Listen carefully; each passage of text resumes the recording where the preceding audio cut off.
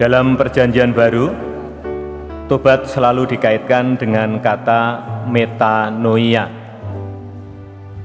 Metanoia berasal dari kata Yunani yang berarti berpikir secara berbeda.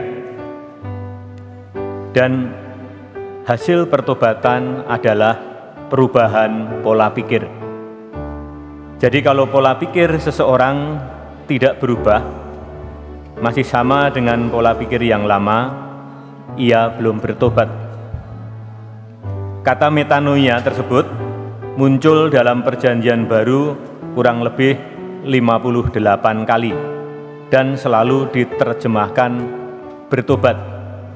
Kecuali dalam Lukas bab 7 ayat 13 dimaknai dengan menyesal, dan dalam surat Ibrani bab 12 ayat 17 diartikan memperbaiki kesalahan.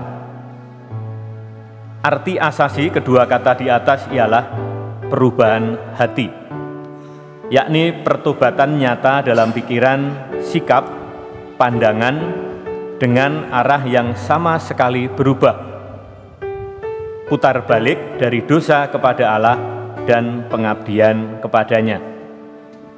Inilah yang terungkap dalam perangai atau perilaku seseorang sebagai dampak dari karya Roh Kudus yang melahirkan kembali orang itu. Kata bertobat misalnya dijumpai dalam Matius bab 4 ayat 17. Sejak waktu itulah Yesus memberitakan, bertobatlah sebab kerajaan surga sudah dekat. Dalam Kisah Para Rasul bab 3 ayat 19,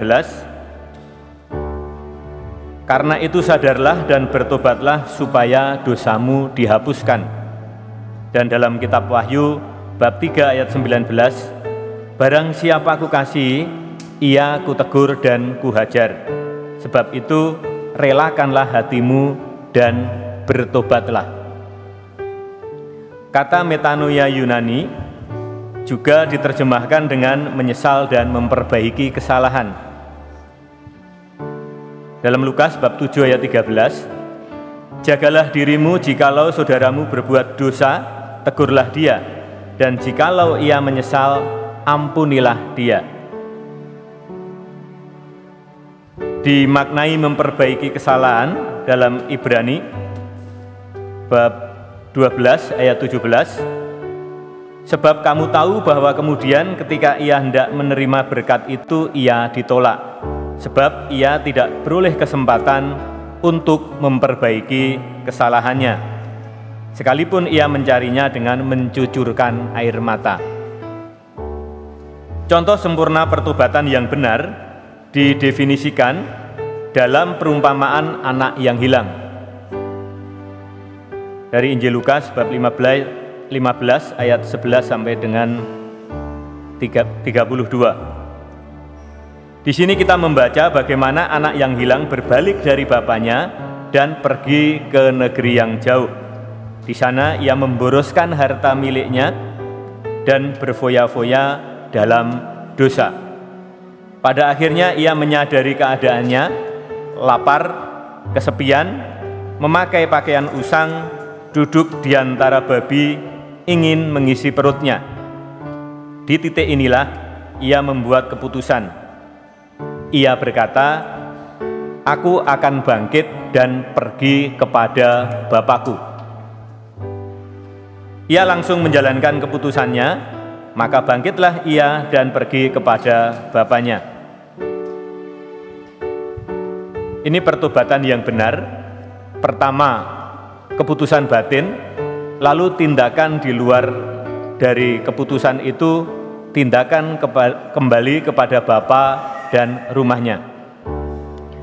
Bapak, Ibu, dan saudara-saudari yang terkasih dalam Kristus, pertobatan adalah syarat mutlak untuk memperoleh keselamatan.